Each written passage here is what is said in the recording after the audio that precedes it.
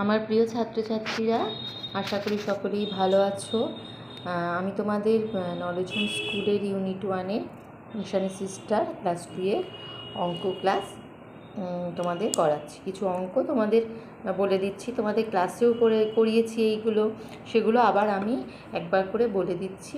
তোমাদের সামনে 26 তারিখ থেকে তোমাদের পরীক্ষা, মান্থলি টেস্ট, এই সিলেবাসের ওপরেই সেই অঙ্কগুলোই আমি কিছু তোমাদের আবার দেখিয়ে দিচ্ছি।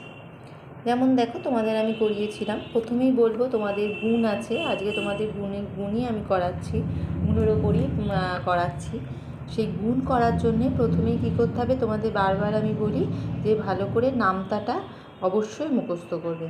প্রত্যেককে আমি ক্লাসে বারবার করে বলি, নামতাটা তোমরা বাড়িতে, এখন সকলেই বাড়িতে রয়েছো, অবশ্যই নামতাটা রোজ একবার করে নামতা 2-3টে ঘর করে নামতা লিখবে, বাড়িতে লেখার অভ্যেস করবে, না হলে কিন্তু গুণ অঙ্ক করতে পারবে না। তা এরপরে আমি দেখো তোমাদের কিছু শূন্যস্থান দিয়েছি। যে সংখ্যাটিকে গুণ করা হয় তাকে কি বলা হয়? গুণ্য বলা হয়।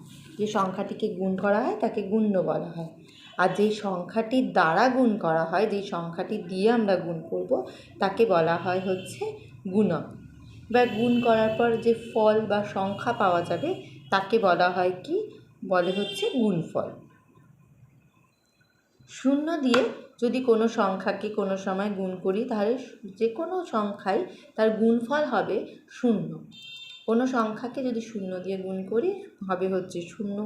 তাছাড়া আরেকটা তোমাদের আছে, সেটা হচ্ছে কোনো সংখ্যাকে যদি 1 দিয়ে গুণ করা হয় তাহলে সেই সংখ্যাই হয়ে যায়। ঠিক আছে? তারপরে দেখো, আমি তোমাদের গুণ করতে দিয়েছি, কিছু গুণ করার বাড়িতে অভ্যেস করবে। 78 সংখ্যাটিকে 2 দিয়ে গুণ করতে হবে। এই গুণটা তোমরা বাড়িতে করবে, করে অতি অবশ্যই অঙ্কের উত্তর লিখতে হবে।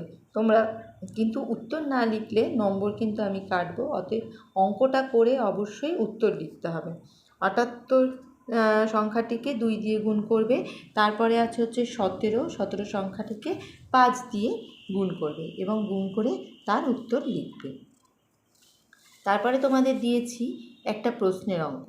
প্রশ্নের অঙ্ক দেখো কি আছে, একটি অটোতে 5 জন লোক বসতে পারে, ওইরূপ 25টি অটোতে কতজন লোক বসতে পারবে?